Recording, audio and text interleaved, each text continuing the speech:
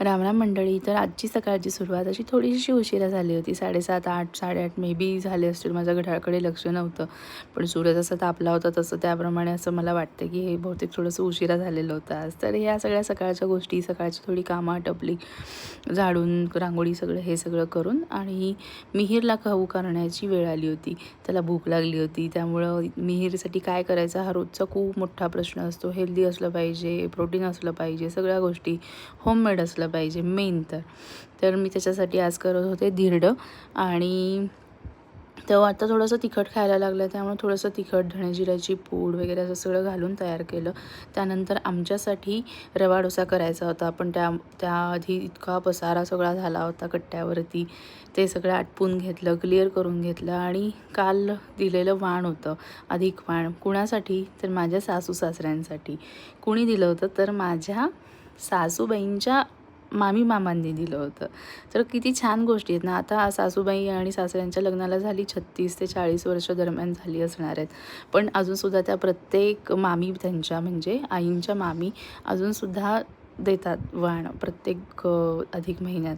आणि ही जी बाटली मी दाखवली ती बाटली ज्यूसची बाटली रिकामी झाली होती. म्हटलं कधीतरी लागेल, उपयोगी पडेल म्हणून पाणी घालून काढून ठेवली. असं 5 बाटल्या मी जमवून ठेवल्यात. आणि हे आता मिहीरचं आहे बघा, ह्याचं छान चालू झालं आहे. उठायचं ताडकन आणि सुटायचं, निघायचं पळायला. अजून चालता येत नाही आहे पण पळायचीच तयारी आहे ह्यांची. आणि मग नंतर रवा डोशासाठी, रवा उत्तप्पासाठीची चटणी वगैरे करून घेतली, कट्टा क्लिअर करून घेतला. आणि हे चटणीचं काय झालं काय माहिती. मी व्हिडिओ शूट करायला गेले होते खरं, पण झालं आहे का नाही, हां झालं आहे, पण अर्धाच झालं आहे. असं काहीतरी होत असतं आता माझं. आणि मग नंतर असं छान उत्तप्पे वगैरे घालायला चालू केले. तेवढ्यात आमच्या मॅडम आल्याच. म्हणजे कोण? मिष्टी आली. हे सगळ्यांच्या प्लेट, डिश, चटणी, तूप लागतं आमच्याकडे. ह्याच्यावरती मुलांना खायला आवडतं, मोठ्यांनासुद्धा आवडतं ऑफकोर्स. मग तूप वगैरे सगळी तयारी करून घेतली. त्यानंतर मिष्टी उठली की मी काय करत असते हे बघायला येते आणि मला हेल्प करायला ती लगेचच तयारी. अजून ब्रश नाही, काही नाही, लगेच आली करायला. तरी तिला मी एक 15-20 मिनिट टाईमपास करायला पाठवलं की ब्रश कर, दूध घे, बिस्किट घे, काहीतरी करून ये. पण तिला नाही, तू काय करते मला तेच करायचं आहे. हे बघा आता मग तिला छोटासा पॅन काढून दिला. आता त्याच्यावरती सगळं ती करून देणार आहे. आणि हे खायचं आहे तिच्या बाबांनी म्हणजे कुशलनी. मी पण नाही खायचं आहे, मी फक्त बाबांसाठी करणार असं आहे. बाबाची बच्ची 1 नंबरची.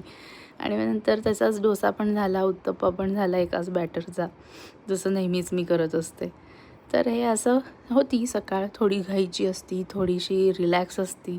सगळं काही मुलांवर डिपेंड असतं. बाय.